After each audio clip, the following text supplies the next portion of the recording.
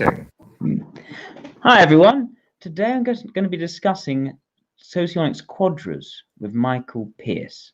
Now, Michael has run a YouTube channel for several years now, which has been very popular in communicating both Myers-Briggs, philosophy, socionics, and other topics to people in a very, and I might say, a very clear and lucid manner. So I'm quite a fan of Michael. I also know that I think you might be a fan of mine because you seem to have been reading my blog. Oh, yes. That was when I was.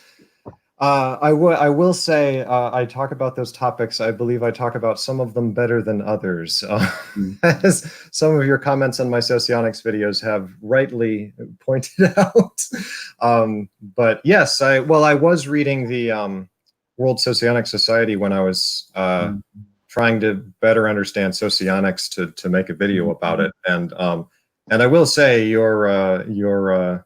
that blog post and also the videos that you've posted have had a very I've really appreciated the clarity and it's like that's exactly the kind of thing I like, where it's very clear, this builds on this, builds on this. I'm like, I get it now. So yes, you could say I'm a fan of yours.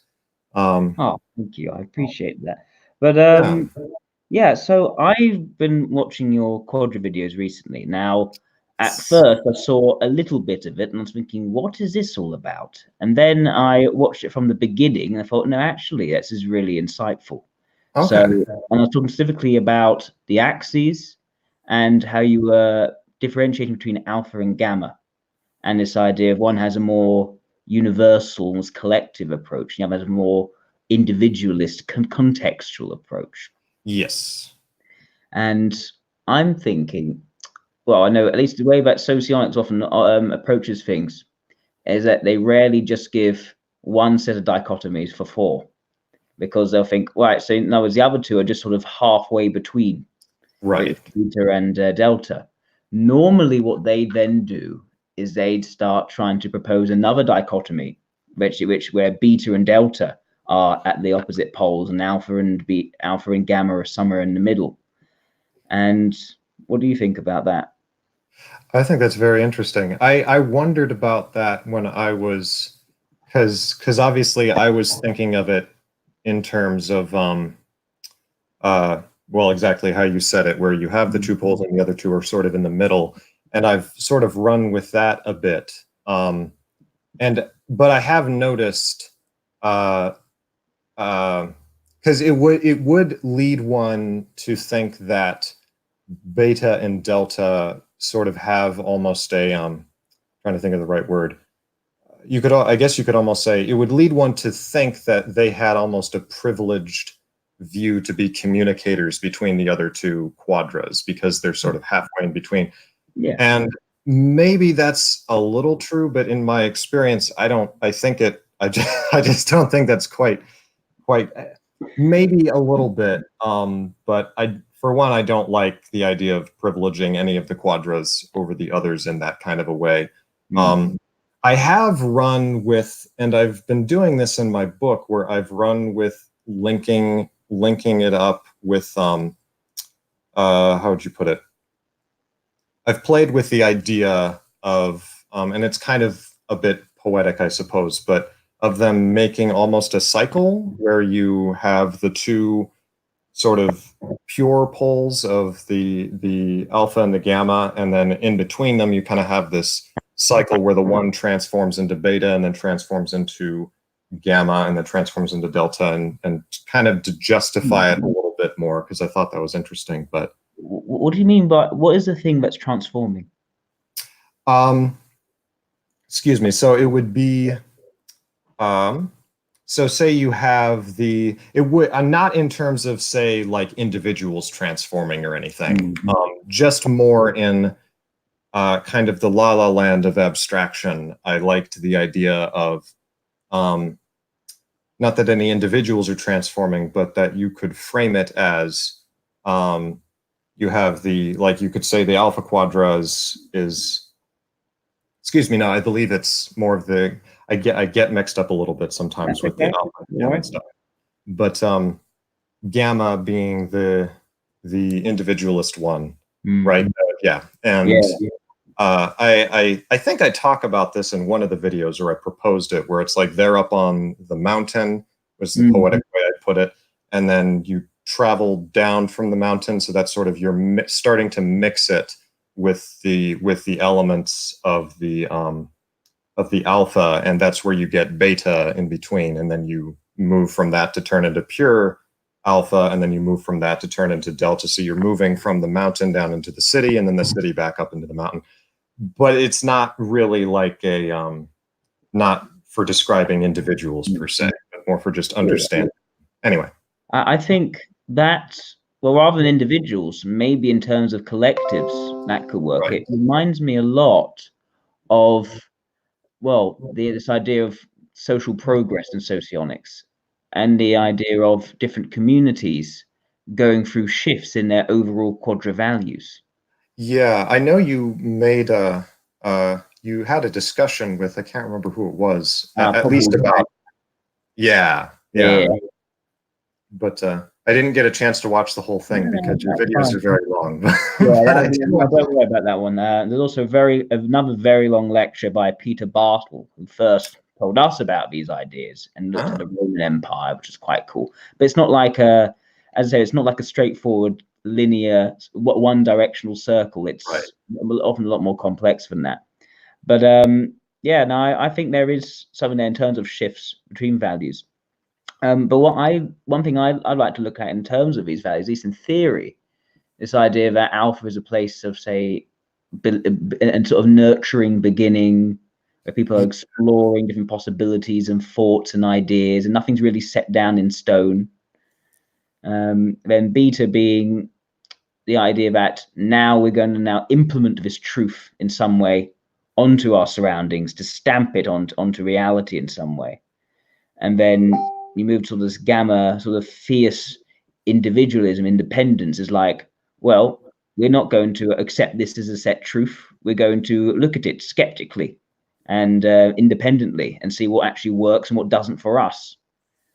And then delta being, well, sort of taking what processes there are, trying to then grow and develop from them quite openly, and just have no real set way of doing things anymore, but leading to sort of well-working processes, which leads to the nurturing background for alpha again. Interesting. See, the reason that's interesting is because I almost want to say I've tended to take it for granted of thinking of it like in an opposite direction, which is interesting, where I tend to think in terms of starting on the mountain. I don't know why I think of starting on the mountain with gamma. It's kind of interesting why that would be, but that you start with, what's that? Is it a Nietzsche? I think it is. I think it is, because that's definitely had some influence there. You know, the other thing that had some influence was Kierkegaard and Wittgenstein. I'll get into that later. I don't want to get a tangent, but almost taking it the other way, where you start up on the mountain and then you, like Zarathustra, you come down, and the coming down is the beta, where you're taking these contextual perceptions and trying to implement them, which is kind of what you were saying. And but in terms of implementing them into the city, and it's in the city where things sort of stabilize more, and then it's the delta that tends to break things up in terms of questioning things, and then that leads into, so it's almost like this. I found that this links up nicely with Empedocles and some of the alchemy ideas, which is interesting. But Empedocles, especially with kind of the forces of strife and love, causing things to glom together and then break apart again. So I liked that. But it's very interesting to take it and see what happens when you go the other way. Which I've been exploring a little bit in the book, because I think they can go both ways, and I think that results in different things happening, but I don't know. I guess what I wonder about that is from the contextual thinking. Where is sort of the impetus or the idea for why someone would then try and take the contextual thinking and try to then implement that in society if it's meant to be hyper individualized? So you mean like where would the contextual thinking come from in the first place? Or Well, if you have highly individualized contextual thinking, where it's from your perspective and what works for you, the more gamma approach, how do you get from there towards wanting to go down the mountain? right. I'm not sure. I know, at least in terms of the fact I've set it up as a cycle, that assuming it, you could talk about it as actually moving as a cycle. Mm, Um, I don't know what the mechanism would be, because I'm mm, not thinking of it in terms of the individual, because I think the individual tends to be pretty stable, or at least that's how I treat them, maybe for convenience. So that it's easier to deal with people when you don't think of them as changing their type. But mm, people could question me on that. Um, but if you were to link it to a society, um, then that would be interesting. I suppose you'd have to translate. You'd have to figure out what aspects of the society you were going to translate onto the model to see what mm, changes in order to enable this to happen.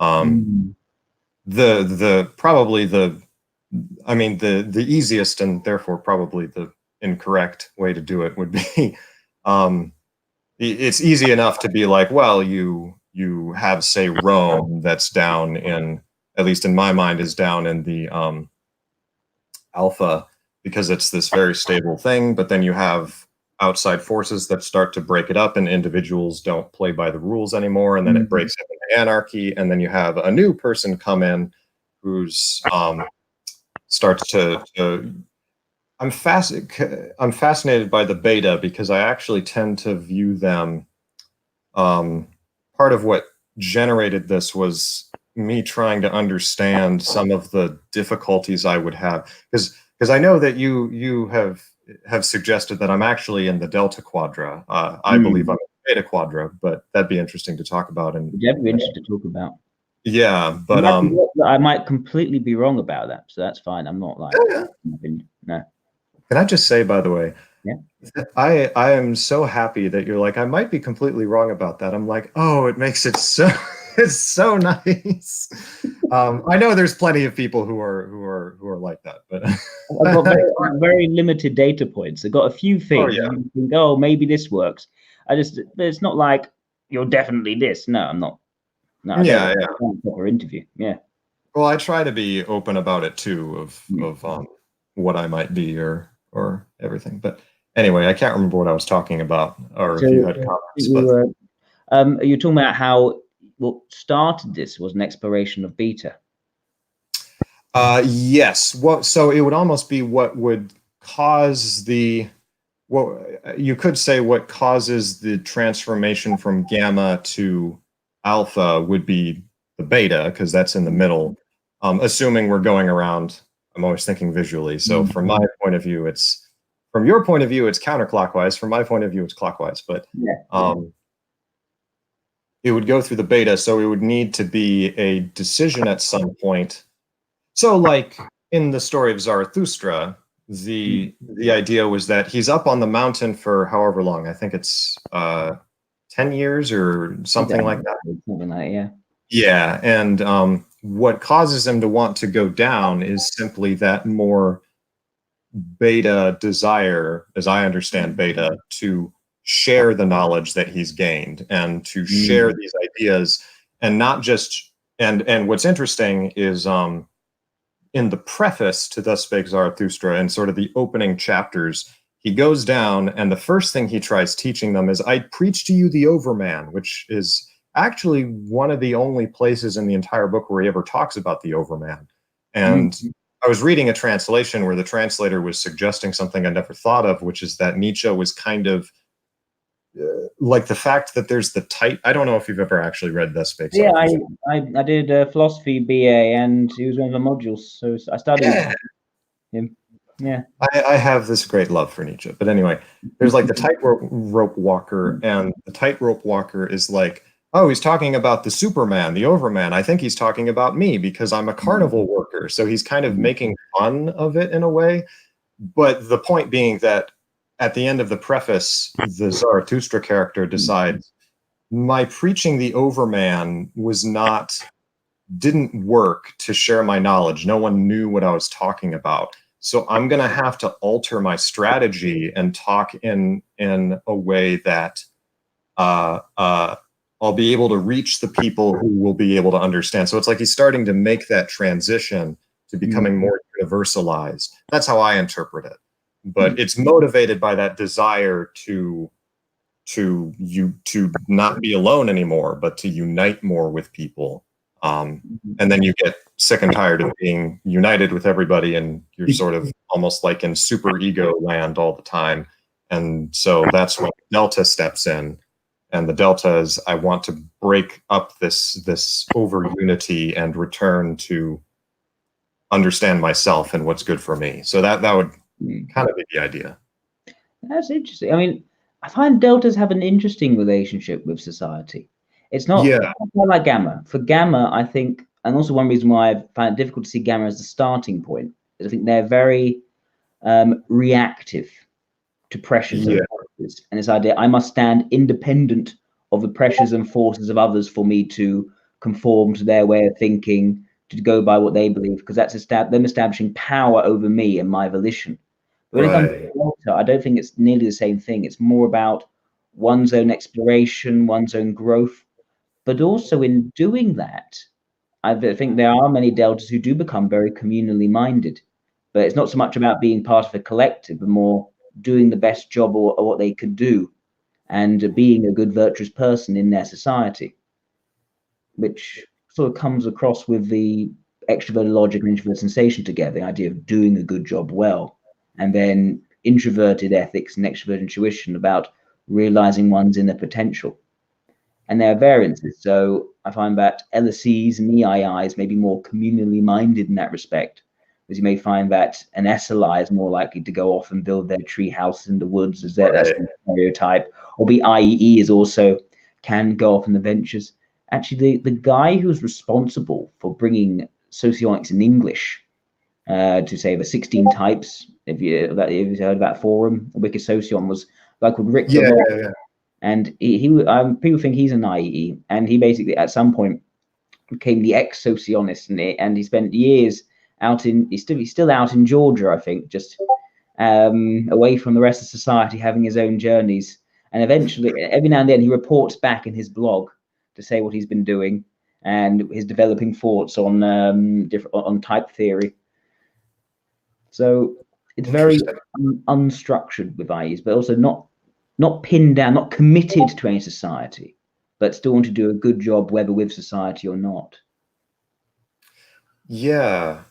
Well, because now I'm thinking, okay, what happens when you try going the other direction, as it were, and instead of starting in gamma, starting in alpha? And what is that? I think part of the reason why I think my prejudice, if you will, that led to me always thinking of it as this clockwise rotation was because and I remember trying to figure this out, is I took it for granted for a while that in the psyche of the individual, sort of for convenience, I thought to myself, okay, so we're going to say perception happens first, even though I'm thinking of it as a cycle, but I'm just for convenience going to say that happens first, and then you have judgment. And so the reason I had it go like this, well, no, that doesn't quite solve it, does it? Because what I was going to say was that, so you start with the one side where it's pure.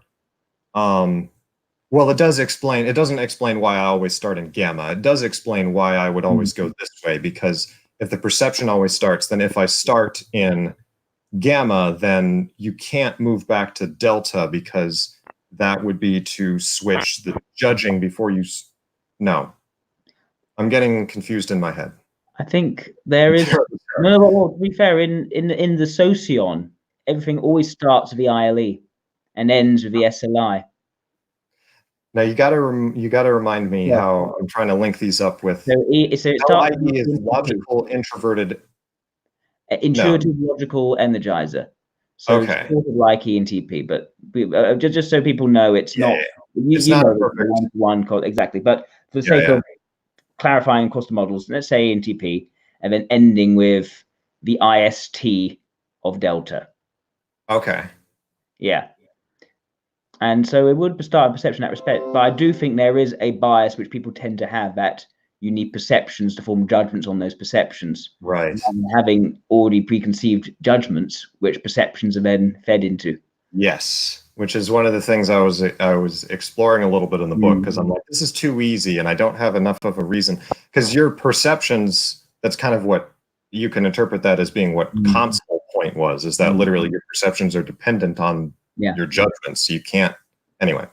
And also there's like an underlying sort of analogy, sort of like the Sphinx's riddle with the Quadras, where they see alpha as being like the quadra of childhood, beta as the rebellious youth, gamma as sort of the ambitious adult, and delta as being the one of seniority. I thought for a moment you said senility, and I was like, oh, not quite. Maybe some. Maybe some. Oh, I'm willing to own that. But definitely this sort of going into retirement way, when suddenly you're open again, but you've got this sort of experience and common sense, and you're now open to all the perspectives, and you cast aside your ambitions for greater wealth or greater power. So I always found that intuitively made a lot of sense to me. Interesting. And also it sort of works in society as well, this idea that almost like prehistoric society, say my friend Peter used the example of, say, islanders in Tahiti, where there are there's no competition for resources, plenty of resources, and people living in sort of very basic society, but no one knows who the father is of any of the kids. Right. Very communal, very collective, lots of fish to just eat and have lots of part in celebrations. People say it's very sort of alpha.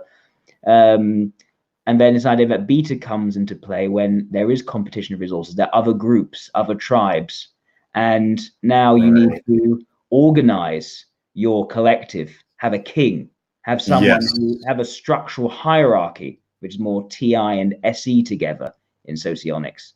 Still a collective, but a vertical collective rather than a horizontal collective. And this idea there's a collective mythos or a higher sense of purpose which unites people, intuition. That's what fascinates me about beta, is this tendency it unites people by saying, here's sort of the idea or the truth, the vision, or however, on whatever level, but also knowing how to try to communicate that to everybody so that they rally around this mythology or something. I would add to that what I found you especially insightful here was that there is also an individualism to beta. And it's one which I hadn't really appreciated before. I have a friend of mine called Anna. She lives in London and she comes from Russia. And we often disagree over what the beta quadra is like, what the gamma quadra is like. And her main issue was that it was too collective, too society oriented, where she saw a very individualist, almost Wild West understanding of beta. And I think looking at, say, Nietzsche, now, I think you said Nietzsche was a paragon of a gamma philosopher. I would actually say he's a paragon of a beta philosopher. I have been honestly been wondering. I do still tend to lean towards gamma, but I have honestly wondered if he's actually more beta. But anyway. But I'll explain why I think that, because it's about taking one's code, a set of, rather than anything particularly pragmatic. I don't think there's anything particularly pragmatic with Nietzsche setting out, but rather one's code of beliefs and pitting that against other codes of beliefs, and having and one will win out as being the top one. You can't rest on multiple sets of beliefs. You've got to have one, which is what really counts. And that seems to me to be quite more of an individualist idea, beta, where I have my code of values, you have your code of values. We may duke it out, but I accept you as an opponent. In that, and this idea that it's not just wanting everyone to agree with alpha, but rather accepting that there are different points of view and they are to be battled, and that that eventually the strongest ideology will win out over the less. Yeah, I would, and yes, well, I would add to that too, um, because that's definitely where, because in my mind, I also tend to agree, I think, with Anna in terms of thinking of it as this weird mixture, both beta and delta being this weird mixture of the individualist and collectivist kind of thinking, where with the beta, it's the individualism is with the leader more, whoever has the idea and represents kind of the philosophy, and then you kind of have the other people trailing behind, to put it unflattering for them. Vertical collectivism. So yeah. Yes. Yeah, yeah. So you have like these points still on the top where sort of the individualism still remains, and you have multiple of these points. They fight. I would add, I think you can also have um, these different points, a tendency, because I know that well, it's tricky, because what I was going to say was, I feel like I know people who I consider betas who are willing to sort of let the other groups be because or other ideas be, because they don't want to fight them per se, and they have a bit of a conflict thing. But I do think that I think it is a beta thing, or I'd conjecture it's a beta thing, that you do still kind of have this belief that there can only be one truth, like the idea that there's multiple truths. Yeah, there has to be one, and I mean, of course, I believe it's mine.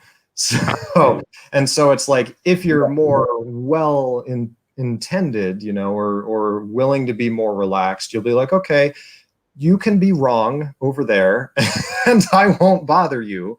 But if you start to get in my way, then I'm going to have to tell you. And I know I've felt that way before, where it's like, I don't like debating, not because I don't believe I can't do it, but because I'm afraid I'll start getting way too ferocious. Like, I don't know, or more it's that I'm honestly, what's more likely is I would just kind of shut down in order to prevent myself from starting to become very kind of like, listen, you're wrong, and if you keep pressing me, I will snap you like balsa wood. It like gets very ferocious, and I don't like that. And so I'm like, I'm just not going to, because I like people. I look them in the eyes, and I'm like, I can't snap you like balsa wood. You were like a baby once, like and I'm like, sorry, but that's why it's fascinating, because I know that I can have very strong opinions of things, but I won't necessarily express them, because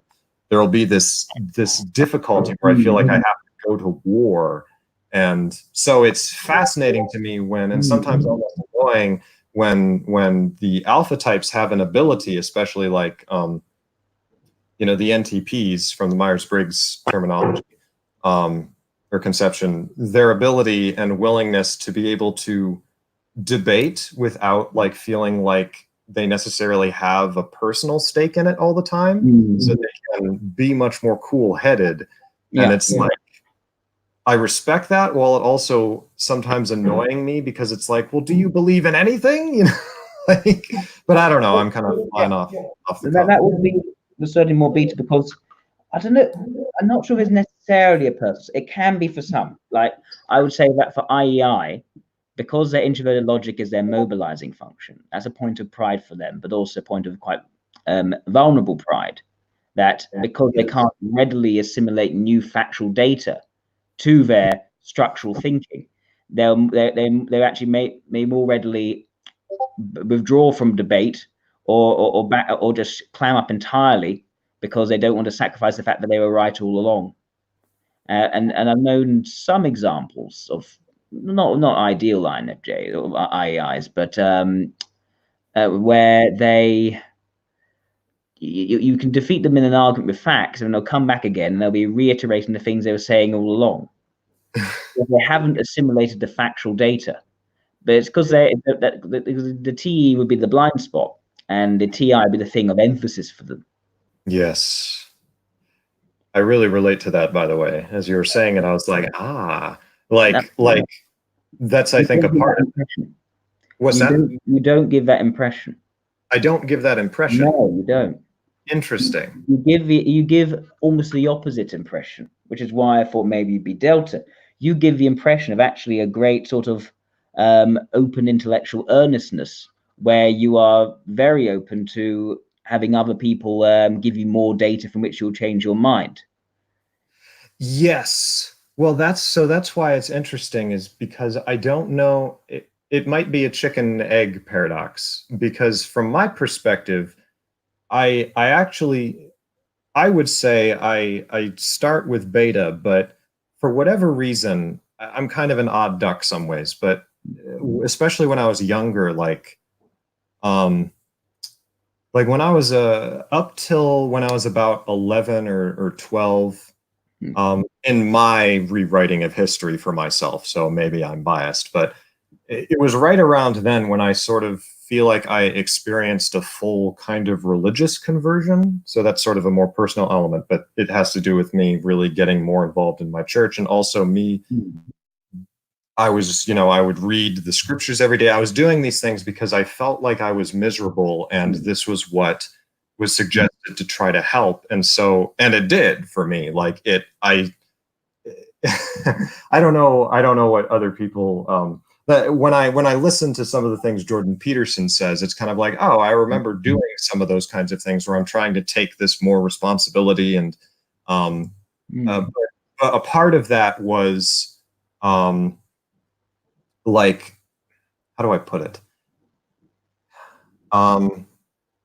Like I've sort of become, there's a lot involved there that I don't necessarily want to get into, but I have a very strong desire that is born of, like sorry, I'm jumping all over the place, but no, that's okay. yeah, like for instance, with the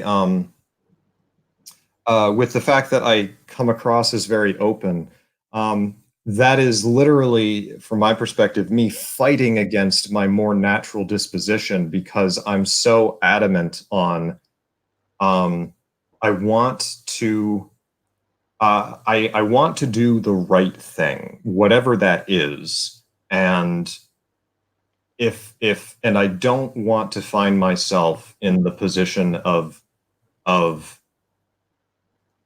um it's like I'm willing to self-sacrifice myself for that if I have to, but it's not easy per se.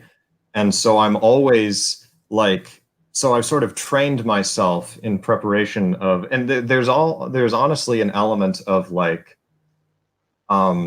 not wanting, perceiving, like for instance, if I were to come in here, not that this would actually happen, but if I were to come into like a conversation and suddenly the other person starts debating me and it's like, well, what about this and what about this, like, or if I were in a debate, I feel like it's almost a defense mechanism for me to become more like water and sort of let it bubble against me. And I've trained myself not to be afraid of people threatening to destroy my structure, and to try to allow myself to be more flexible, because I perceive that as making me almost more powerful, really, because I can regenerate from the ashes. If I get destroyed, then I can come back. I'll be very better. Petersonian.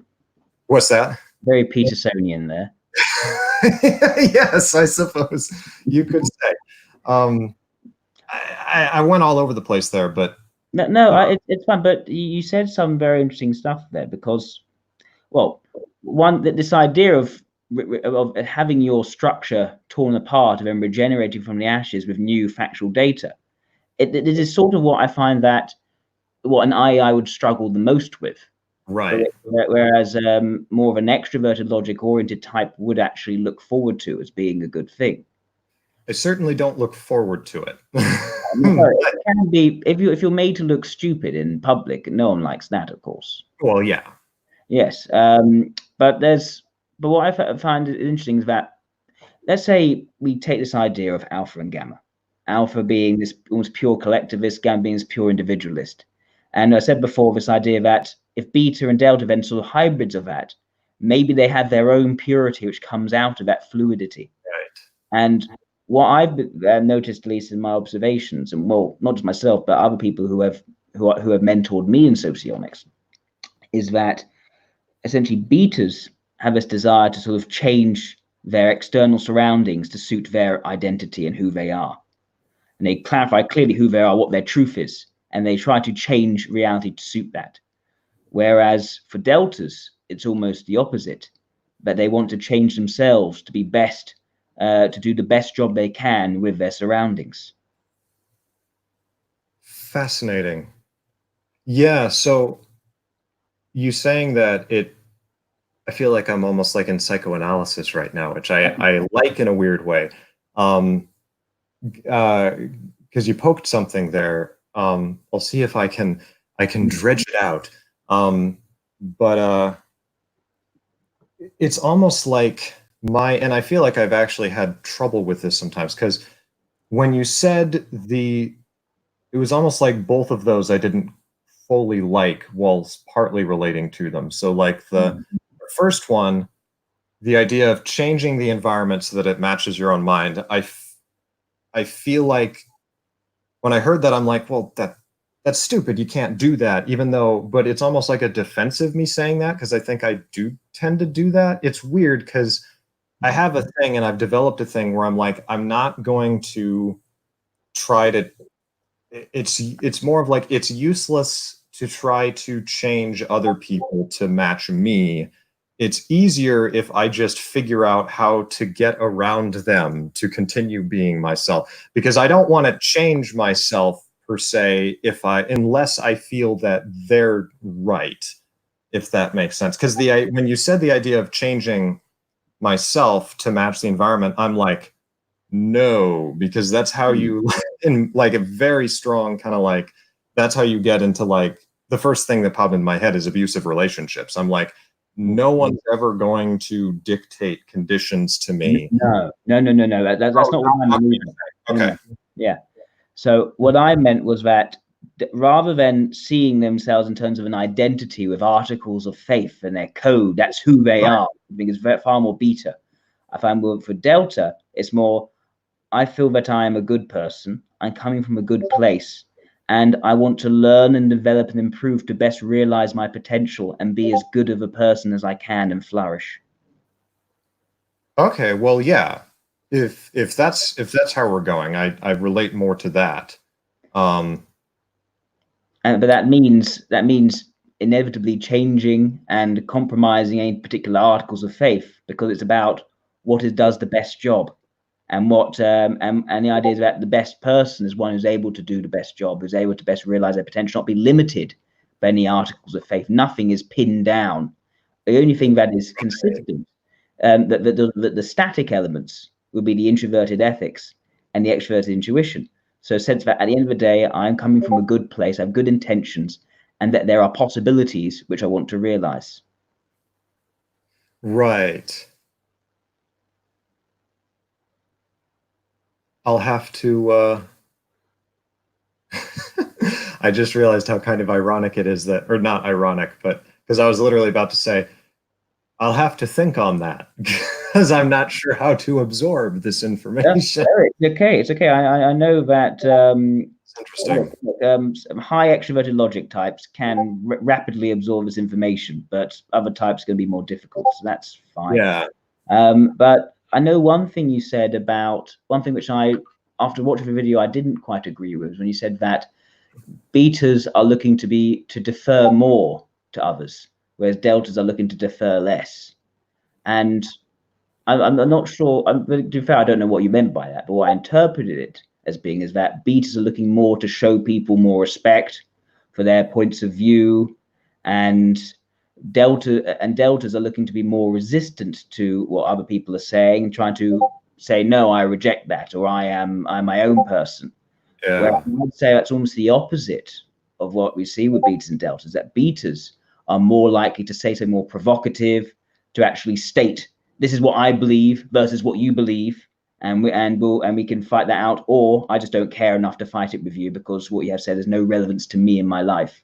Or deltas, it actually be, I'm really interested in your point of view. I have no set structures. I want to find out your perspective. understand why you feel the way you feel, and see why, and find out the inner goodness in you, and hopefully learn something about it and improve myself in the meantime. I think you're right about that. I can't remember what exactly I myself said either. So, but Okay, I watched your video. I was in that mode of like thinking more in terms of the progression where the beta, they must be turning into the alphas in sort of my model, so they would be becoming more, whereas the deltas, but that especially breaks down, I think, at least in framing it that way, with the deltas, because that's like that's not how that's certainly not how INFPs and most ENFPs, speaking in Myers-Briggs terms, but certainly not how they tend to be. They, especially the INFPs, are very much how you described them, where it's like, oh, I want to hear your opinion and sort of, be very, hear everybody's opinion. And and once again, I maybe I'm just an odd duck, but I know I come off that way, and I pride myself in being able to come off that way. I don't know if that's how I really am. I think it's more because I don't like, if I'm in a conversation with someone, which has happened many times, and they're saying something that I'm like, I'm not sure, I don't think I agree with that. I'm not inclined to challenge them on it because I'm so sensitive to the conflict, like, and so I tend to just keep my mouth shut. And I don't know if or I will say, well, this feels a little bit dishonest for me to just keep my mouth shut. So the only other option other than saying something is to try to find a way to view this from a perspective that won't be so contradictory to me, and getting good at that. I do agree with you that I think your way of looking at it is more to the truth, that the betas tend to, I think what I was trying to say was more of the idea that they are trying to figure out how to communicate their vision, and so they have to universalize it to some degree or compromise it to some degree. And I think there tends to be almost, at least with some of them, with kind of, you have the vertical hierarchy, and you almost have like this route of initiation with the person where it's like at the bottom, it's the most diluted, and it's like the most like universalized to like, oh, anybody can get something out of this. And as you slowly kind of, the people who are interested, they slowly try to understand it more and more, it becomes more and more contextual, until at the very top you just reach the actual beta user themselves, and it's not really universalizable anymore. It's almost like just them at the very very top. And so it's almost like you start to like learn weirder and more different and individualized things that aren't maybe as applicable, the almost like the further you go into like the temple towards the holy of holies, as it were. That is the beta. What's that? Sounds like Scientology. I think the person who made Scientology is a beta type. Oh yeah, no, certainly. Yeah, it's definitely like that. I think a lot of things are like that in a, like, I think like the thing I kind of think about betas, and I'm absolutely terrified of ever doing this myself. So I fight against it in a way that maybe other betas don't, assuming I'm beta, which I'm inclined to. But the idea that especially I think with IEIs or INFJs, I think of them, from my side, INFJ is almost like the tendency to be cult making. Like they naturally tend to say, I have this idea and I'm going to kind of tell other people what this idea is and sort of slowly initiate people into my little circle. And I think people will do it. Like, I think I had said in one of my like question answers, and I don't know what you think of this, but I think Jordan Peterson is a beta type, Ah, albeit an odd one, and I think he's one of those who, without really at first intending it, he's had this like almost religious effect on people, like legitimately, and he's sort of been. I think kind of like me, I almost relate, not like literally relate to that. Unless anybody has like religious experience with me, in which case, please get some help. Please don't do that. Don't tempt me, Frodo. Like, that's the feeling, because the first thought is like, oh, there's this person who's been so affected. Like, I want to reach in and just like embrace them yeah. more. Like, I have someone who really is Mm. like, it's just like me. I want to like devour them. Not quite that bad, but it's like, I can't do that because I'll start becoming a cult leader. Not like I really believe that, but like, I cannot do that. I must stay away. But I think they'll have that effect. And I think some people, like Hitler is another example in this paradigm anyway. You could argue that anyway, that, you know, he has this, he just knows how to communicate his vision to other people, that they're like, this is now also my vision too. And Yes. like, anyway. I would say to that Jordan Peterson is currently a subject for much debate in Yes. the science community. I know at least for my school, my group, we've typed him as LIE, and Okay. right up on that one. But other people think beta. Either way, he's not whatever type he is. He's an unusual He example. is. He is. I would have said he's more of a strangely sensitive LIE, an emotionally sensitive LIE. Yeah. And I know, at least from what he has said himself, he would not be looking to create some sort of movement behind him in that way. At least he is consistently anti-ideological thinking. And Yes. I think the way he says he's communicating it, it's of giving helpful, practical advice to people that can help them to be better in their lives. Yes, I actually recall him saying something similar to that. That was even more like directly gamma sounding. That's LI. Yeah, well, he sounds almost Delta in places. Yes, Yeah, where he literally said, I can't remember what it was, but um, someone had said to him like, in an interview, you know, these young men look up to you as like their savior, and he's always sort of sitting there, kind of looking down. He's like, well, I, and he's like, they look at you as a savior, and he's like, well, I hope they look at me as someone who can help them save themselves, or something like that, where yeah, it's like, oh, okay, you know, yeah, which is very much gamma. This idea that you're doing it yourself for your own initiative, and maybe some information can help. But I think this may also be an example of the Taylor Swift effect.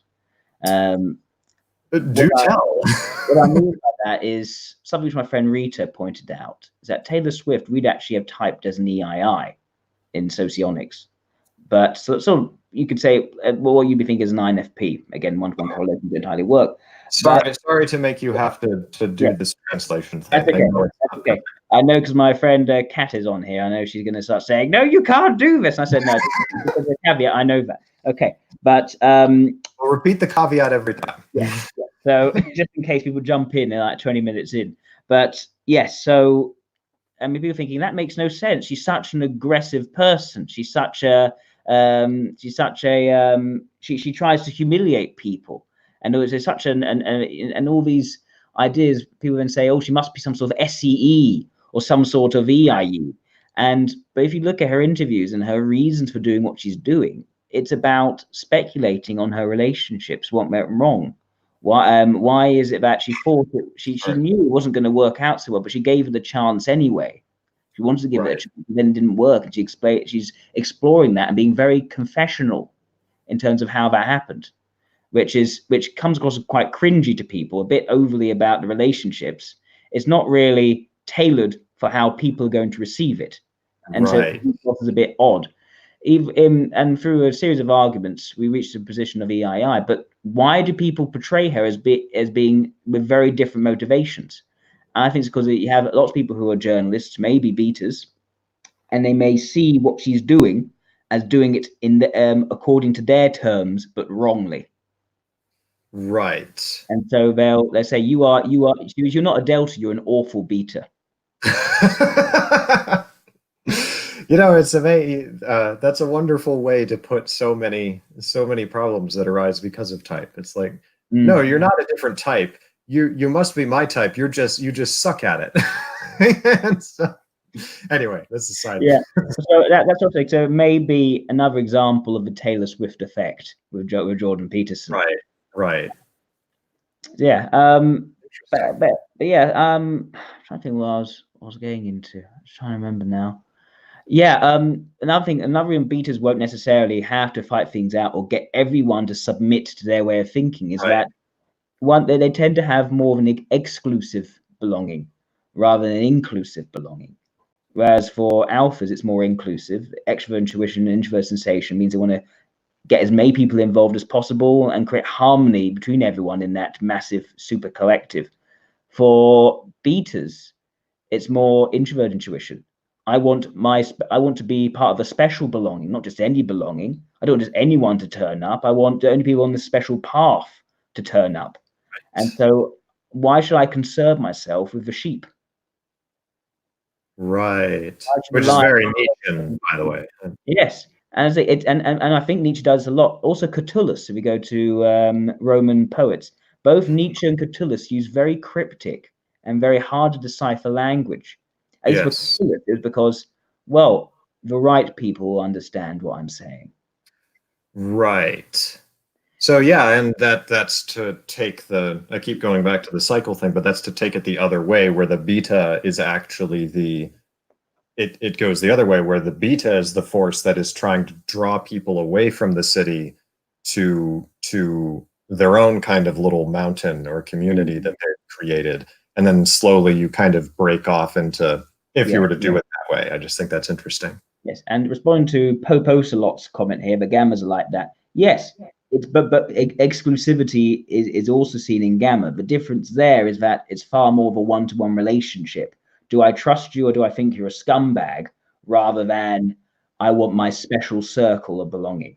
It's even more personalized than just exclusive collective. So yeah. Yeah, so that's just my thoughts on that matter. Actually, we were talking a bit with a new friend of mine called Denzel. I think he's a fan of yours. I once again, I didn't watch the whole thing, but I watched some of that. I was enjoying it. And then he mentioned me, so I extra enjoyed it because I'm like, I heard my voice. I heard him mention me, and in the same breath, he's like, but you disagreed with that. Or something like that. I was like, "Ooh, drama for the upcoming discussion, I suppose." But I can't even remember what I think it was about the Quadras. But anyway. Yes, it was. I think we've already covered those points anyway. Yeah. But yeah, I thought maybe we started with alpha, moved to beta. Should we go more towards gamma as well, and how? Because I was thinking in terms of, you have this vertical collective society, sort of, let's say with a king or almost monarchical. Yeah. How does that then develop?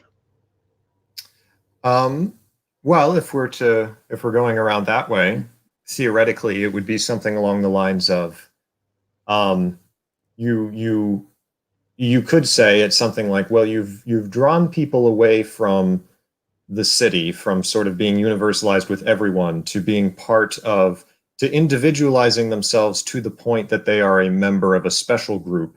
But because you've taught them how to start individualizing themselves, they start getting their own ideas, and they'll eventually splinter off and form a new group, which incidentally, maybe this isn't the best example, but that does tend to happen with some of the with charismatically based religious movements, where you have a charismatic leader, kind of very beta sort of thing, like and they create this group, and then as soon as they die, like, you kind of realize that there are always these divisions in the group that sort of then cause them to splinter off. This happens. well, shoot, I'm trying to think of a good example. Well, you could say with Islam, that was a serious problem with Oh the yeah. Sunni, the Shia, right? And so, but excuse me, with the Church of Jesus Christ, with the Mormons, that was definitely a thing where Joseph Smith died, and then there was a lot of splintering,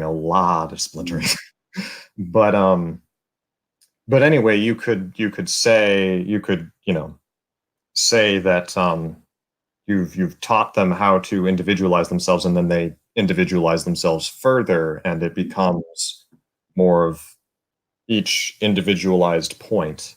That would be an idea anyway. I I think the only issue I see about is that it's fundamentally religious and ideological in manner. I was thinking more something like when you have a society that's got, say, all this hierarchy, it's got almost a feudalist system. Well, the development from that is more towards the middle class and the meritocrats, those who start working entrepreneurially in business. They may initially, generations back, they may have been peasants, but through their individual effort, they're actually making something of themselves and actually accumulating power. The merchant class, and you see that, say, in Venice. You see that in even in the Roman Republic. Yeah, My yeah. dad goes into quite a bit of detail on this, and that we're no longer, our position in this hierarchy is now entirely down to our own efforts, rather than down to where we're born, what has been laid out for us of any particular ideology, and that through our own initiative and hard work, we've created our own destiny, our own future. I'm making my lights going on expression because because that's fascinating, because when I've been playing around with the quadras, one of the earliest ideas I played with was relating it to playing cards suits, or like the traditional playing card suits, or I think you could relate it to the tarot suits, or however that works. I think we do that in drawings as well. Yeah. Yeah. And to be fair, I believe I got that idea originally from a user who I don't know what happened to them. It was from years ago, but Heavy Mole came up with the tarot idea first. So I just want to give credit where it's due, from way back when. I don't even know if their channel still exists. But anyway,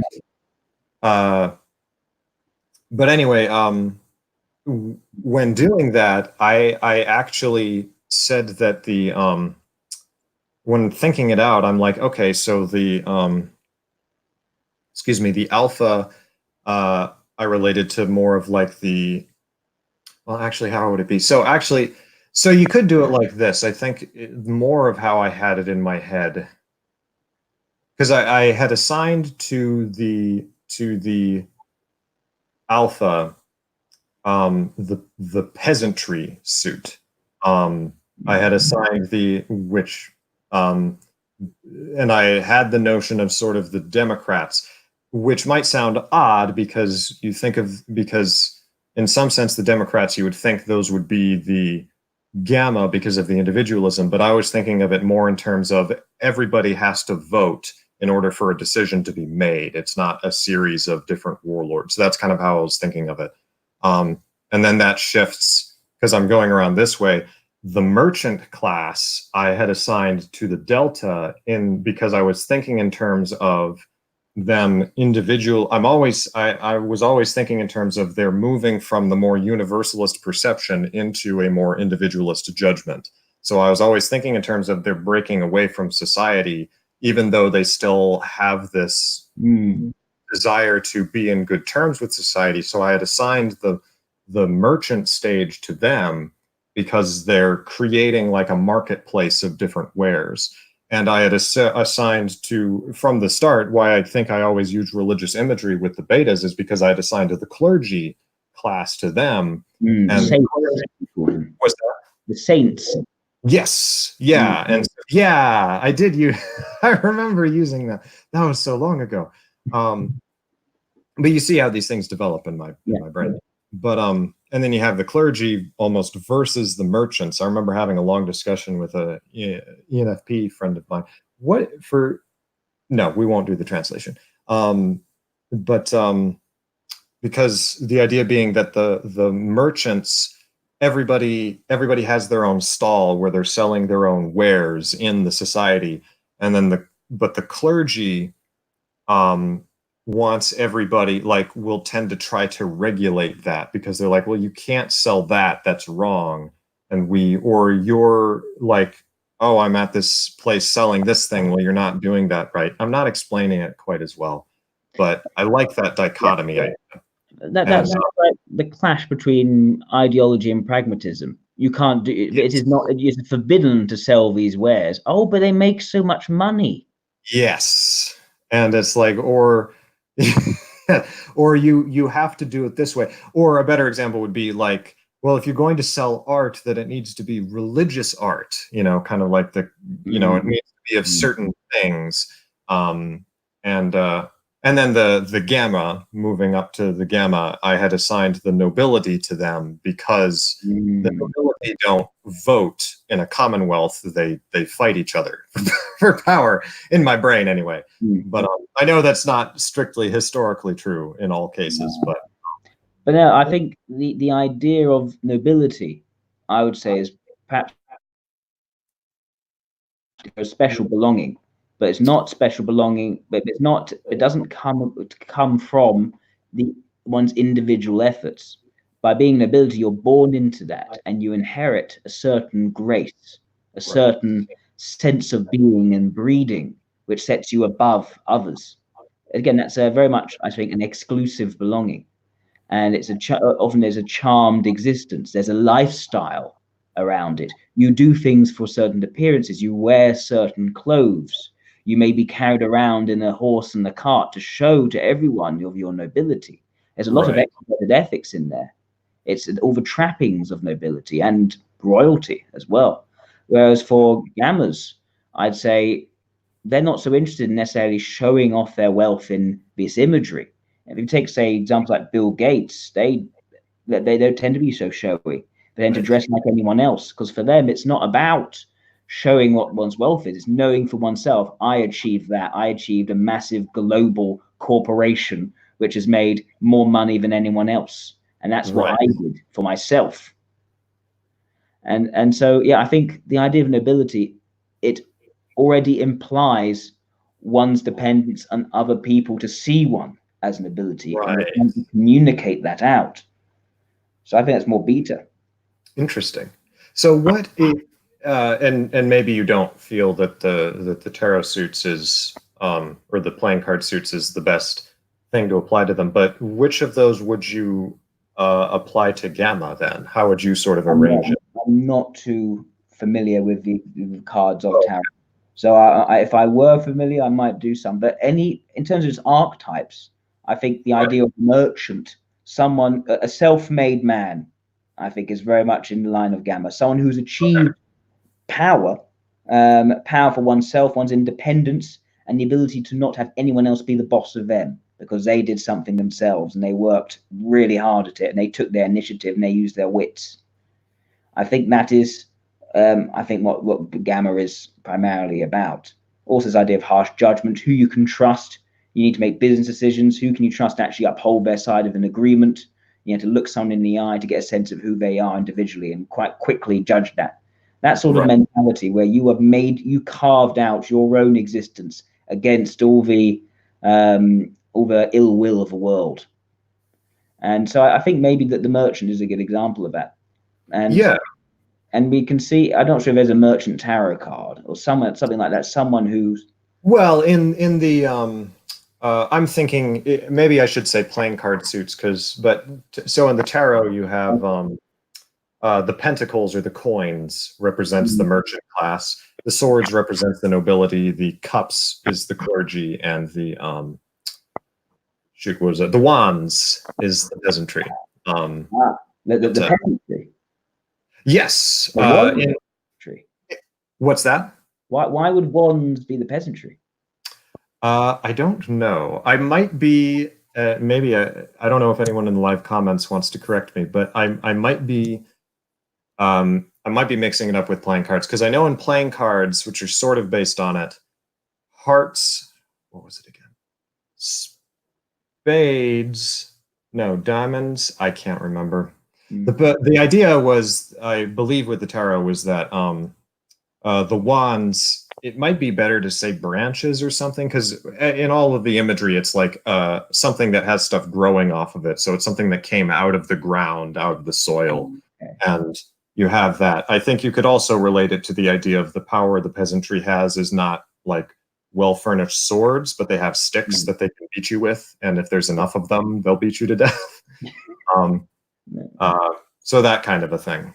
I see. I Not magic, not magic wands. I think that. Oh no, sorry, yeah, not magic No, wands. no, Yeah, fair. no, like batons is they're Baton. sometimes called batons. Okay, but Rod. not them then, like bundles of Yeah, sticks. no, not Harry Oh, Potter. No.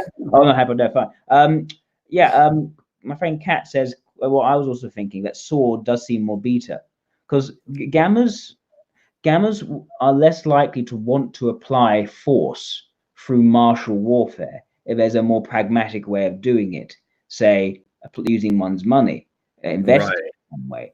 Whereas beta are more likely to subscribe to some sort of code that can be a chivalric code, a code of fighting, a code whereby you take out your sword and you fight, and that is how you stand up for your beliefs against other people. So whereas gammas are that's not really pragmatic.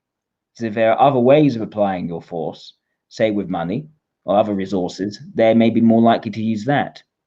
And I think that there is a tendency for the really successful gamma nations, as it were, to have established themselves more through their wealth and their trade and being able to coerce through those means rather Right. than through direct martial warfare. Um, but yeah, so that's all my thoughts on gamma. Now also, Kat suggests, she said, don't quote me on it. She says, Over pentacles here. gamma. What does the pentacles mean? Oh, pentacles, Mm. coins. Oh, I mean, okay. Mm. Yeah. So it's in the imagery, it's always a circle, and I think there's not a because they see satanic symbol is a pentagram upside down, but I think it's just a normal like star pentagram because it Yeah.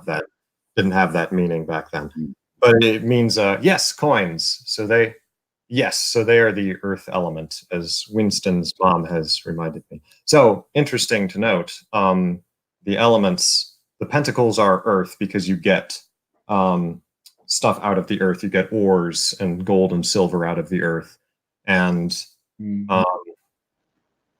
um, nobility is the air because they're up on the heights, and the wands, interestingly, are fire. I think, yeah, I thought that was weird too. I think you could, on the one hand, say you can set them on fire, but I think more likely it's almost to do with associating fire with energy, and so it's the fact that they grow up out of the ground. Which is interesting. And then the cups are obviously water because they hold water. But anyway, Okay. but yeah, Yeah. it's cool. I don't know why they have pentagrams on them. I think that might be how some of the ancient medieval coins or something. I don't know. Anyway, I'm not sure. I know that coins usually had emperors' faces on them or kings rather than pentacles, but I'm not sure. I don't know. Yeah, and maybe I talked a little bit about gamma. Maybe we should look a bit about delta. And yes, I sort of I think I see it more like the age we're in now, where there is far more plenitude of wealth.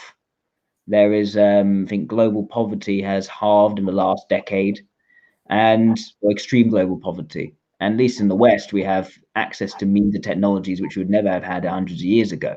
right. And we've even seen a reduction in the power which people have over one another, but through means, say, the internet and other sort of means of technology. And I think it may be leading to more of a focus on one's personal growth, and also perhaps this sort of disintegration of a united society towards personal interests and one's own fractal journeys and developments. Yeah. Well, I would agree with that because one of the fascinating paradoxes of the age that a lot of people have talked about is how the technology that allows us to communicate, like the fact I'm talking with a man who lives in Britain right now, has had one would think that would, naively, one would think that would unite everybody in sort of, but it's almost like a movement into, because people have complained a lot more of isolation and feeling alone. And I think that's combined with the fact that there's this very, especially in the West, obviously, there's this very individualist philosophy that you have to find your own way. And so you have people who are searching through the internet and feel very lonely, but at the same time do very much, you can't tell most people, well, maybe people will get after me for this, but you have to find other people in the West aren't going to listen to authority in the way that I think people in other times were more likely to. Yes. Because, and that's not to say that you can't have people who manage to get people who, out of this sense of loneliness, want to kind of try to go back to having that, and that, because you can still have cults rise up and things, but I think you're right. I think that's where things are clearly heading, that you have this weird, it's a fascinating paradox of the loneliness at the same time that you have more connection between everybody in the world than ever before. Yes. I love paradoxes like that. Yeah. And there are dialectics. I mean, if we say this is more of a delta age we're in, sort of the global society where everyone is still very individualist, you also have dialectics with beaters. You have smaller enclaves of far more politically charged, more loud and active groups. So they don't necessarily represent the majority. But you do have a just general idea of questioning certain structures which have existed. This idea of, well, is it only far newer is this exploration of mental health in work. Yes. And this idea of and seeing people in a humanistic way, which I think is very much towards Delta. The work of Carl Rogers, for instance, would be a good example in my eye of just taking people from their perspective rather than actually at all trying to impose one's own views on their perspective. And this idea of a boundaryless career where you no longer work in one company and you rise up. You can go horizontal, you can go diagonal, you can go in any direction where which you feel is best for your growth. So, yeah, and almost to return to earlier things we've said, I will say, if we, assuming we are, we're going to assign these traits to Delta, I do relate more to that, at least in the sense of very much, it left me like a butterfly. No, like Carl Rogers, who I love. I love Carl Rogers. I'm like, yes, that's how you do therapy. Like, you let the other person talk, and you let them, and it's odd because I feel like that's why it's so odd for me. It's because I feel like my natural inclination is I want to say things to them. When I hear what they're saying, I'm like, well, let me suggest this, or here's something from my life, let me explain to you.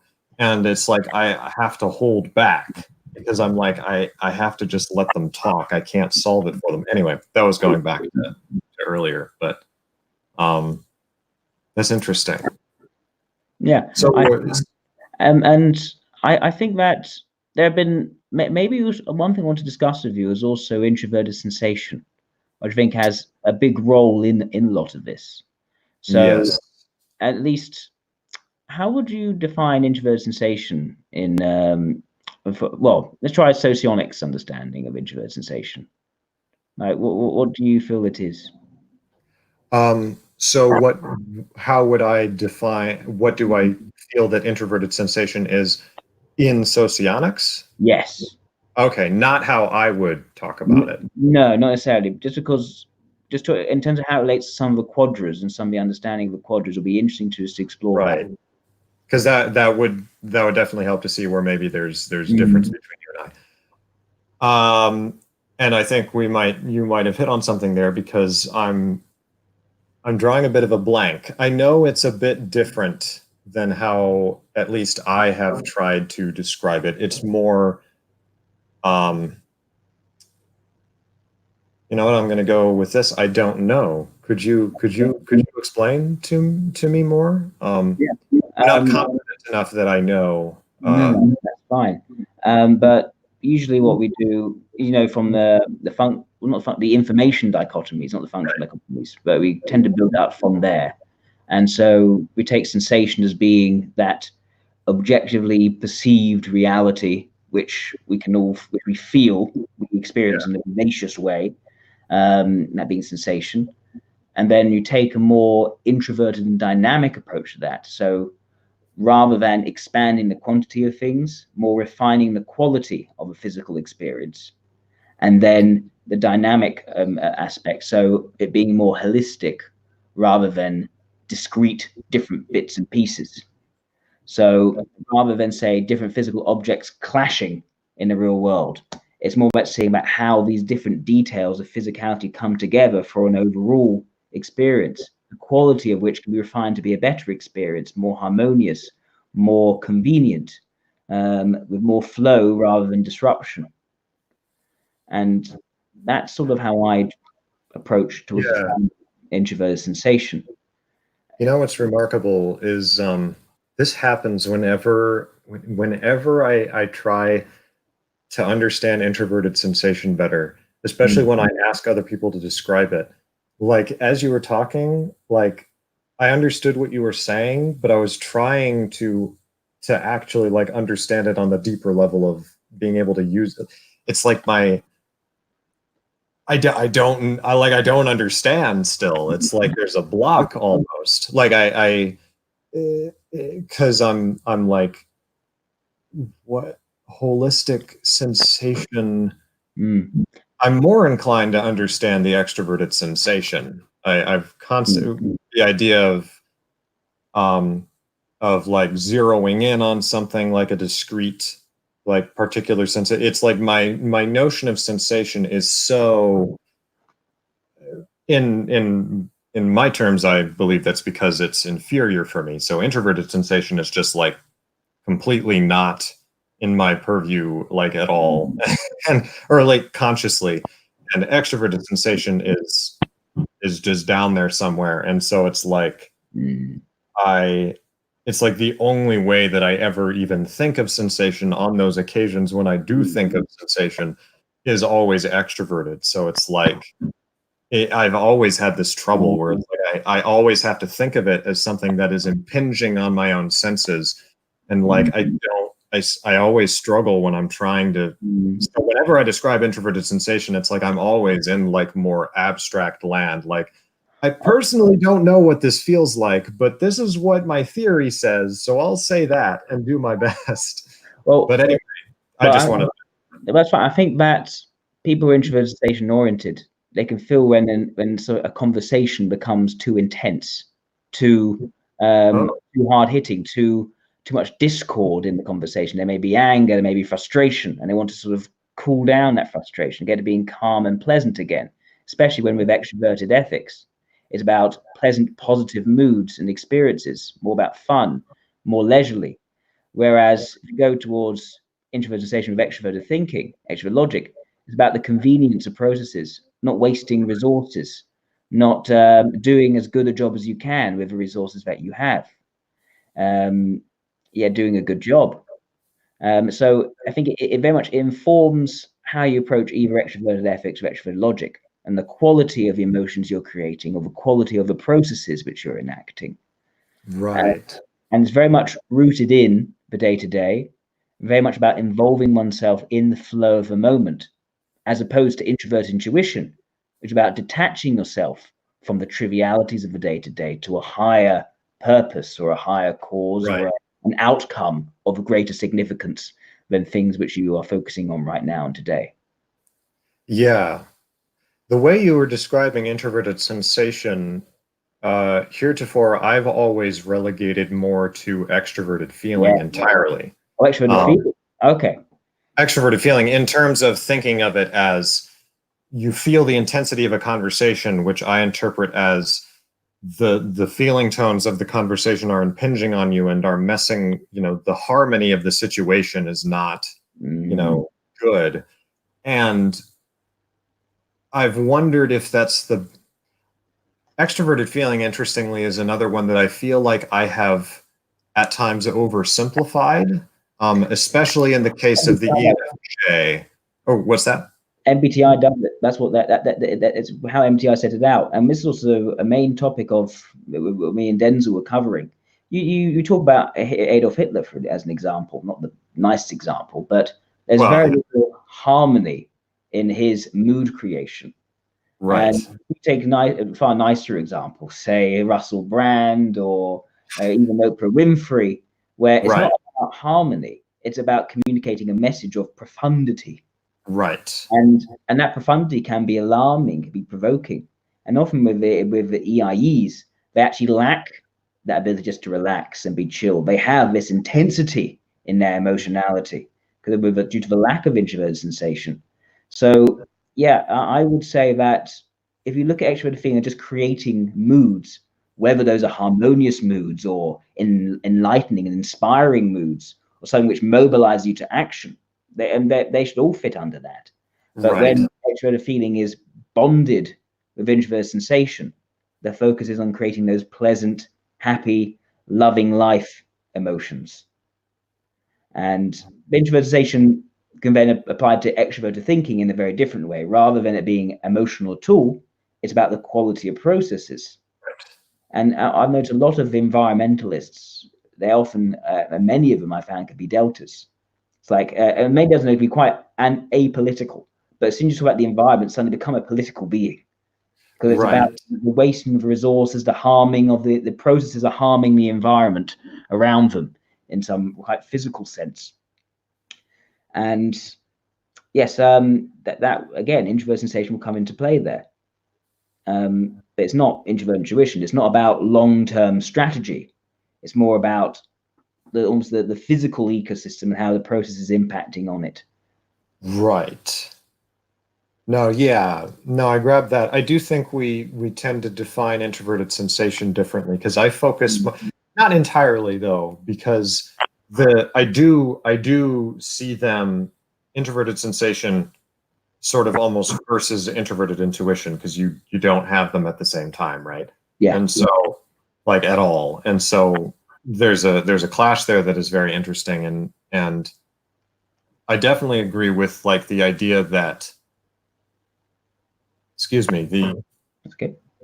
the like the introverted intuition, like yeah, absolutely, like it's almost like it's trying to float up off the ground, like somewhat like it's trying to rise towards the light, and the introverted sensation is grounded in like my reality, my habitat, that so in that sense, yeah, like the holistic kind of experience, you're not you have sort of synthesized the various experiences of your environment, and have created, like in the past I've tried to express it through the concept of routine, but I think it extends more than that. It's like you said, like the environment, the habitat. Whereas for extroverted sensation, oh, he paused. Hello? Ah. Like I am here. Oh.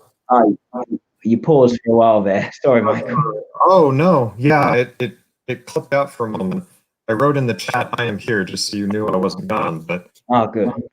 I could hear you the whole time. At what point did I clip out? You clipped out like 10 seconds ago. Oh, now you've gone. Oh, now you come back again. Hi. Okay. Sure. Well, I think. Okay, so you could just reverse 10 seconds on what you were saying before, maybe 15 seconds.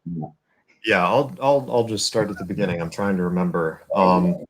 Oh, the idea of introverted sensation being like rooted in a habitat, in an environment, and that being what you said, with the sensations being sort of synthesized into a holistic view of this is my world, and these are individual experiences, the quality of those experiences. So that's where you get that notion of, because I do think there's definitely like with the ISFJ, there will be, you'll get the sense of propriety with some of them anyway, or like the idea that what's happening right now, especially if you combine it with extroverted feelings. So it's like what this person is doing is not conducive to the environment or like to the situation, like in a like the classic thing being like in my own head. This happened one time where I tend to frame my dear mother as an ISFJ, and my older brother, I believe, is an ISFP in the Myers-Briggs system. So Okay. FI versus SI kind of thing. And my brother, on like in church, by the way, just to make this as the potential for awkwardness as high pitched as possible. He like, and some of this probably won't be as funny to you as me because it's like I'm in the culture of this particular church, so like I get it. Like this is good. This is and like things you're just sort of unspoken not supposed to do that have just because no one does them. So normally when there's a sometimes there's a meeting where anybody can go up and bear their testimony. They can talk about Jesus, and it's supposed to be brief. There's sort of like unspoken rules about it, but like I know all of the ISFJs in the audience just dread that day because that's when all of the FI dominant people get up to bare their soul and share too much information. And they're just like, and so my brother one time got up there and started singing a hymn on the pulpit, and you know, I think my mother melted into the, you know, in like a hot puddle. So I don't know how I got off onto that. I just thought that was a wonderful example of of the SIFE. That's what I was talking about. But I know, I know for myself, I'm going to be marrying an SEI. I heard, by the way, I heard you were engaged. Congratulations, by the way. Thank you very much. Thank you.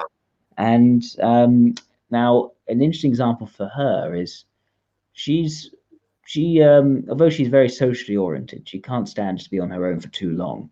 She does, well, when I say too long, like take like more than a few days. She need to go out and see people to have a tactical interaction with people. She is very scared of awkward conversations. Right. And she will, and when entering a new social situation, she'll hang back just a little bit just to get a sense of the people in the room, to get the sense of the mood in the room and who they are. And then she'll enter into conversation. Because if she ends up talking to someone who has nothing to continue the conversation with, that is very unpleasant for her. Right. Right. I relate to that, though I think it's almost more on my end, and I think there might be some other factors involved there, but it's almost more of I really don't want to end. I'm scared of ending up in a conversation where I don't have anything to say, or I don't feel like saying anything, but I'm afraid to break off the conversation because it's always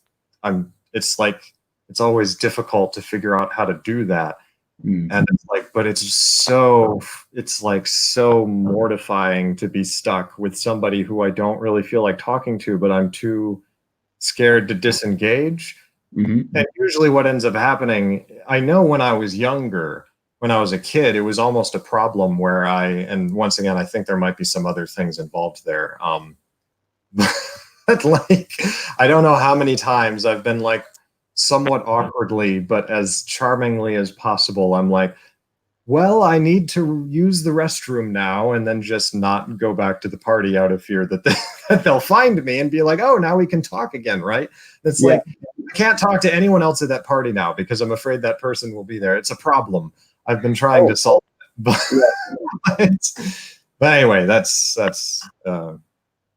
I keep saying that's a side thing, but yeah, no, it makes sense. If someone is sort of ethically oriented, but they don't have much of that extroverted sensation just to push through, any difficulties, and they may avoid the uncomfortable situation. Yes. Although I think that the uncomfortable aspect of it and the focus on it being uncomfortable is more of the introvert sensation thing. Okay. I think for IEIs, they can, it's less an effect. But I think for them, it's more about, well, they can just detach from the situation. Right. Okay.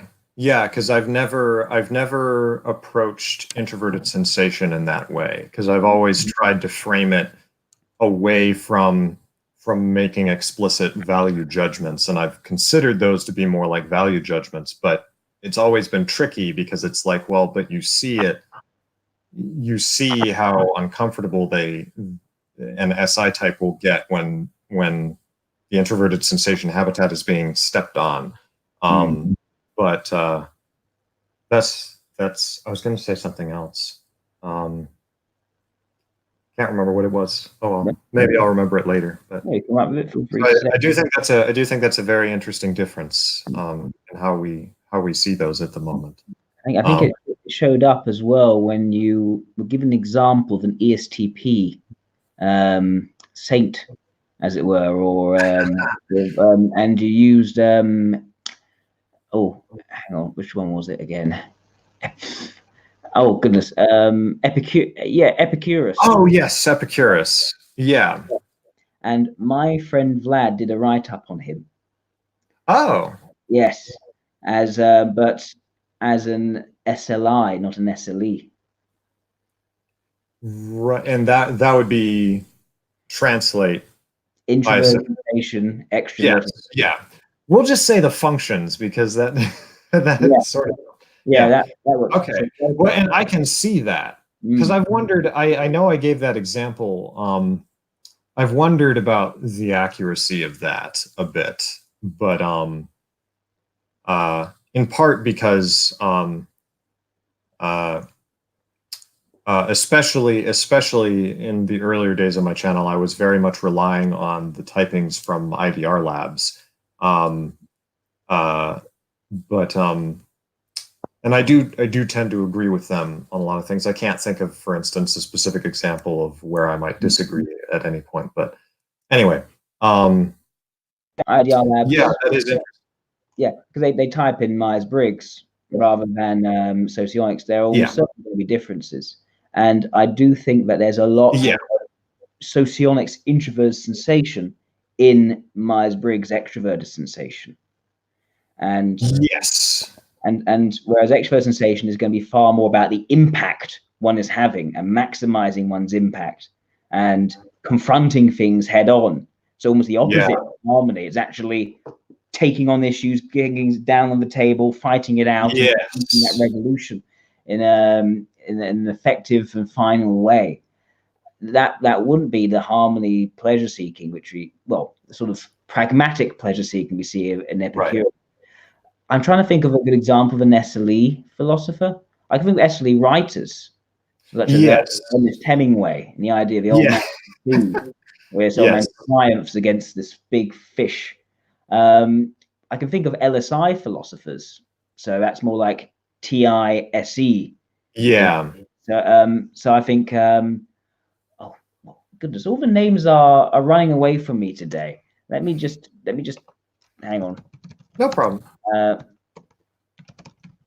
While you're looking, and hopefully this won't derail you, but I did want to say, I was thinking that is one of the problems I feel like I've had with in the past. I think I have tended to describe the ENFJ too much like the ESFJ, because I was mixing up because with the ENFJs who I have gotten to know better, who I've sort of been like, you're not like the ESFJs, who are much more likely to not try to cause a conflict, right? You're much more like ENFJs. It's something that I think that's one of the more glaring problems with some of my earlier videos, is that I would sometimes circumvent it by trying to explain how the SE played into it. But that's one of for all my ENFJs out there, you're much more forceful than I feel like I originally conceived you as being. which is fascinating to me. But that kind of is what you were saying. Because they want to uncover truth through provocation and confrontation. Yeah. And yes, where the avoidance of that would seen it as cowardly for many EIEs. But yeah, goodness, what was I saying again? Yes, so Hobbes, I think, is a good example of what we call an LSI as a philosopher, and this idea that people are inherently chaotic, and inherently will break rules and do sinful things. And you need someone to impose order onto the society to make them people behave. What are the functions for that again? That would be. Well, I think the imposition of an order onto society, so one's understanding then impose onto reality and enforce with consequences if you don't. That, I think, that's very much an example of TISE in socionics. Oh, okay, yeah. And the Leviathan being the sort of that sort of figure. Yeah. And yeah, it's certainly quite different to the understanding which people have in MBTI of an ISTP. But yes. Yes. But I've tended to think of Hobbes as being an ISTJ, so an introverted sensation type. But that they actually work. That's the thing. If when you get to introverted sensing types, the big reason why I say you can't do a PJ switch. Right. Some don't. Some don't. There aren't any perfect translations, but some of them, there are better types for these translations than others. So, so if you take ISTJ and MBTI, and you take its more orderly, duty-fulfilling aspect, you might say that correlates or approximates better to LSI than it does to SLI. And meanwhile, the ISTP being portrayed as sort of person likes to tinker with different things, work with different processes, that approximates better to SLI than LSI. Right. So it almost the PJ is ignored in this situation. Right. Okay, yeah. And it's deceptive because there's 16 and 16, so it's like you want to go like it should fit like this. But there's all this crossover and stuff that occurs. Yeah. And also as well, because the rules basically change depending which part of the MBTI types you're looking at. You assume that just because INTJ is probably closer to ILI than LII, right? So introversion and extroverted logic carries across better for that type. You assume it would do the same thing with introverted sensation and extroverted logic, but it isn't. Right. So that is what I think people find difficult. Actually, the rules change for your imperfect approximation depending which type you're looking at. Right. I think simply because one, the different cognitive functions are defined differently between two systems, but also how they're then put together and the and how they're realized differs hugely between the two models. Interesting. Yeah, I'd like to think of at least an SLE philosopher. I'm not. I can't think of any just yet. Because the thing is, if you're extrovert sensation oriented, you're least likely to be reflective, on some broader or grander outcome or purpose. You're going to be more of the action person, right? That's why you'll have more writers, but yeah, you can have reporters or things like that. Yeah, and I think you try to reconcile a bit more with Alpha, with the philosopher farmer, and but the thing is, I can actually think of an ESC philosopher, and yeah. So, oh goodness, why are all my names going out the window today? I think it's because I've had too much sleep. I think I've had too much sleep. Too much, no, because I stayed up to 3 a.m. Then no, I did up to 4 a.m. Then I slept 3 hours for a 7:30 driving lesson, and then I just collapsed and fell asleep for 6 hours afterwards. Engels. Oh, okay. So yes, with Engels, rather than setting out this huge long-term process for the development of history and the economic schema, which Marx, like Marx, yeah. he focused on, oh, I've been to England and they're really horrible up north. They really treat their workers horribly. The conditions are terrible. And he was talking about that. So Yeah. there's a lot of introverted sensation there, and him getting worked up about those Yeah. to proselytize to others about these conditions and why maybe Marxism would be better. Right. Which by the way is why they make a fascinating pair. Is and I don't know nearly as much about Engels, but from what I've gathered, it just kind of makes me laugh, the idea of whenever you have an Ni type who's working with an Si type, or for that matter, anytime you have these two functions that tend to repel each other the most, and fitting it just makes me laugh. I like that.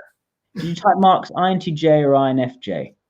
I tend to type him INTJ. Like Nietzsche. So, like Nietzsche, yes. Okay. I tend to go that direction. I know some people have it might have been you leaving the comment. Maybe not. I do tend to leave grouchy comments. Oh, I don't read them as grouchy. I think it was before I'd watched some of your videos, but once I watched some of your videos, now I read all of your comments in your delightful accent, which I'd like to say, by the way, you talk ever so delightfully, so it's like impossible to imagine you as angry. I know that's not true. I don't actually lose my temper. It's very difficult. People have tried. My okay. Are very they just say no. Jack never loses his temper. He just doesn't do it. I can get close to testy at times, but that's about it. Yes. We had quite a battle of the Brits last night, actually, with me and Ben David. Yes, I need to watch that. Yeah, that was long. That's a long one, but it's but it was both us British and both us being testy in places, but yes, but never quite boiling over because we didn't have the sensation between us. Yes. Crap, but good.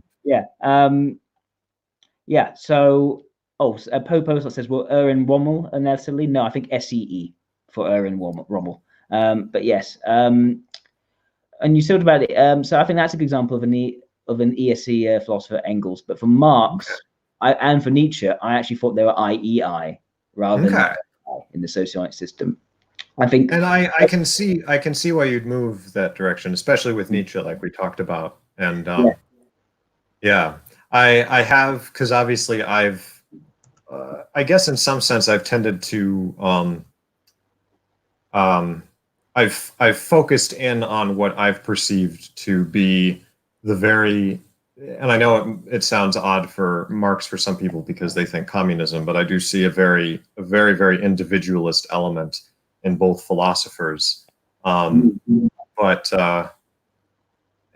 and maybe I might very well be biased because I know that Marx as a person would tend to get very much into arguments, and I've generally thought of the INFJ looking at the FE and the trying to avoid as direct an argument, and that is clearly not how you tend to think of it as you describe the beta types. I want to show everyone that they are right and they're right all along. Right. Sometimes not so good at demonstrating that, and they can eventually end up retreating from the argument and come back later saying they were right and right all along. But the extroverted thinking aspect is the weak point, but their introverted thinking in tertiary or mobilizing sociologics means that they are compelled to appear intellectual. Right. I think Barack Obama is a good example of a president who's motivated to appear intellectual as well. And it's usually for EIEs, it's not so much the case. Their EIEs are more happy to surround themselves with people who they feel are smarter than themselves, because the inferior function is less precious than the tertiary function, you could say, or the suggestive function than the mobilizing function. Because it's, they know we know we're bad at this. We're just going to get help on it. That's a good way to put it. Because I have observed that too, in even in just the because uh, I'm fascinated by I've found a great deal of insight in, especially in the socionics, the nuance with which it's able to deal with the the function positions and the blocks and all of that, constructing the personality. Like things like the nuance of the tertiary versus the inferior, to use Myers-Briggs terms. Um, Mm. I'm fascinated by that because I see that in myself, in my looking at myself as an INFJ, that introverted thinking, at least for me, I very much perceive it as I'm trying to, excuse me, I'm trying to internally codify these sort of almost amorphous kind of ideas that are not always as good, easy to put down into language, but I'm always trying to universalize them by putting them into and I relate that to introverted thinking principles. And I put them in those principles, and it sort of spoils the fun when someone who has more extroverted thinking wants me to demonstrate the validity of the principles, not by questioning my deductive logic, but by asking Mm. for external results. And like, which, so you see that a lot in how, in my getting irritated especially when I was younger, and emphasizing, like, trying to remove myself from the need to provide what I might describe as scientific empirical evidence, because it's like I just don't think that way. I just want to play with the ideas and have the freedom to be able to construct things, and they're also not of a kind that I feel like will be able to give you the kind of evidence you want. I don't know if any of that made sense. It does make some sense. Like, I think it's reasonably clear that your introverted thinking is in a stronger position for you than your extroverted thinking. And Yes. I know that there's, from my experience, I think that there's definitely a connection between extroverted thinking and being articulate and being able to quickly Right. convert these ideas into language and communicate that to someone else in a way they can understand. Yes. I frequently notice that people who are weak in that, whether they are introverted feeling DOMs or they are introverted feeling demonstrative, so INFJs, well, Right. IEIs, SEIs, and socionics, they can have difficulty just articulating what they're thinking and often find themselves struggling for the words to explain what they're thinking inside. Yes. And yeah, although saying that, I find that usually the IEIs, which I've encountered, they want so much to appear that they are intellectual, be taken for being intellectual, but they won't be so transparent about the fact that they're struggling with this. Right. And that's one thing I've noticed about you. You come across as very transparent, very, very open in terms of the struggles which you're going through internally, and you let us in on that rather than an image of actually having all the truth and all the answers. Yeah. Um, I've You're not the first person to say that to me. That I know that's a thing. By the way, I'm flattered you're saying it. I feel like, oh, yay, because I do actually kind of try for that. That kind of goes into. I almost have this. This goes back into some of what happened when I was younger, and sort of my development into an adult was. I won't go into too many details, but I have developed over time, just from many different experiences, what is sometimes almost a compulsive need to be honest with people, and to not. 'Cause there was this very bad experience where I had been, and I was like younger, so it's not like a huge big deal, but I had felt like I had been hiding something, and it was found out, and I felt like what I had presented myself as versus what had been happening, there was such a I was so utterly mortified by those having to confront each other that I dealt with it by sort of gradually becoming like I'm mortified by the idea of me presenting myself in a way and then that I don't feel like is 100% what I am.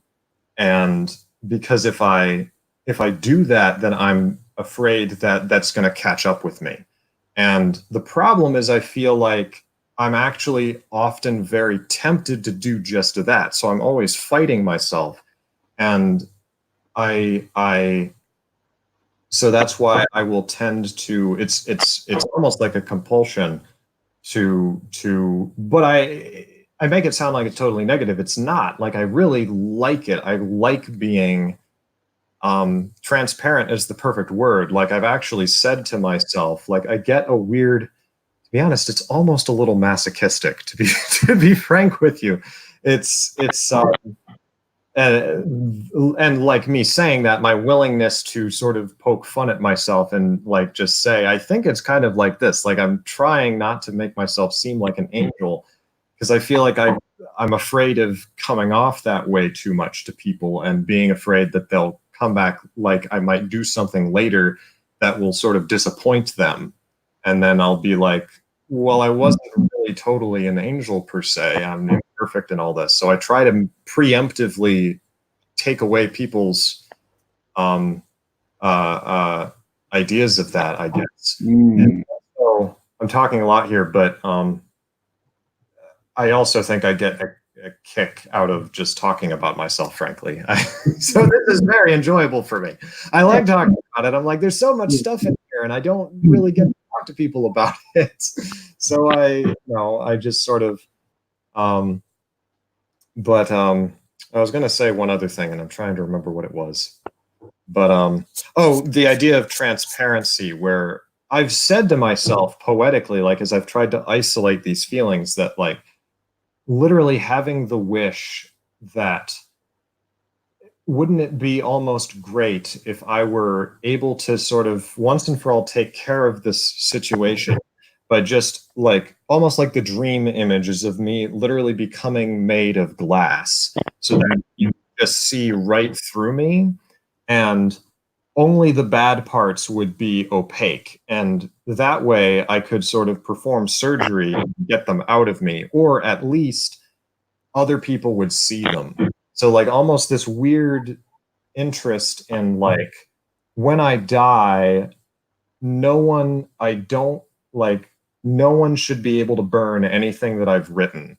Like, because even if I wrote things that in sort of the heat of the moment, or like I'm writing in my journal to try to work these things out, I want all of it published so that if anybody wants to go back through, like I don't want to be afraid of, even though I am afraid, which is why I haven't published them now. Also because that's it starts to border on the narcissistic. Like you don't care what I wrote in my journal last night. Like, you know, what's that? I'm a psychologist. Well, okay. Very, very. But I'm going off on this because I'm sort of fascinated by this aspect I've found in myself more and more as I've gotten older. Anyway, so I just thought that was interesting. Interesting. There is one thing I've learned from my friend Rita. Was talking about especially delta integrators actually, that they also have this fear of being misunderstood, and that Right. what they do it, people getting an impression of them which is not how they feel they are, and they'll then try to communicate to people to try to clarify that incorrect impression. Sort of a Taylor Swift problem that she really struggled with, people perceiving her to be something who she wasn't. And I've noticed similar things in SLIs. Whereas for IEIs and EIEs, I think that there's certainly a desire for authentic self-expression, but the idea that they're very much choosing how to express that and choose what people then take from the image which they're trying to present. And sometimes with EIEs, at least, sometimes they can even just become the image that they're trying to present. Right. They lose their sense of self in the image, and that they become the image, and that is Right. for them. Right. Which and it's so odd for me because it's like I'm torn between these two. Because on the one hand, I know that I actually really like I like being, well, everybody likes being praised, and they like coming off in a good way to other people and seeming like they're super smart and all this stuff. But on the other hand, I'm mortified by the idea of not having that genuinely, if only because I'm afraid people will dig up dirt on me later that I didn't sort of preemptively say, no one's able to blackmail me, right? Like, I remember that's something my father once said, is that, like, you can't blackmail me because I have no secrets that I'm not okay with, that. Which is an interesting thing. But it's just, that's why it's so interesting, because I know other people who I believe are IEIs, who are not really like me in that respect per se. I feel like I sense some of it, to be fair to them, but it's a temptation. It's a definite temptation for me that I'm always fighting against, to like not say something that's unflattering to me, or like to like omit facts that I think will mess with my theory, like, or things like that, where I'm like, to so that I can have, the respect of people who think I'm intellectual, but in the back of my head, I'm like, I haven't earned it though. Like, I'm not really that. I remember one of the most, I've never forgotten this. I had an English teacher who, at the end of the semester, they told me, they were always struck by the fact that it's like I wasn't afraid to say I didn't know the answer to the question. Like, and I know that was something I don't think I have naturally. It's something I've developed to be like, I would rather, and in some sense it might be because people have rewarded me socially for doing that. So I might just be Pavlov's dog in that respect. Because people will know that you were honest, and so they rewarded me for that. And but anyway, they told me that, and I remember that just sticking in my brain, of being like, yes, that's how I'm going to be. I'm never going to be afraid to face up to the fact that I don't know the answer to a question, or to lose an argument or so on. Because I'm like, in some sense, I'm so much more powerful, as odd as it sounds, when I'm not afraid of that, and they can't, put me in that position. Anyway, I've talked so much about myself here. I think very interesting. And I completely respect that viewpoint. Very much. Well, thank you. I think we are at the point where we're approaching 2 hours. I think it's been absolutely lovely a conversation to have with you, Michael. Yes. And I find it really pleasant to talk to, and I'd like to talk to you again sometime. Absolutely. I've really enjoyed this. This has been very nice. Have a lovely rest of your day, and take care. Bye-bye, everyone who's been watching. Thank you for tuning in. Thank you very much.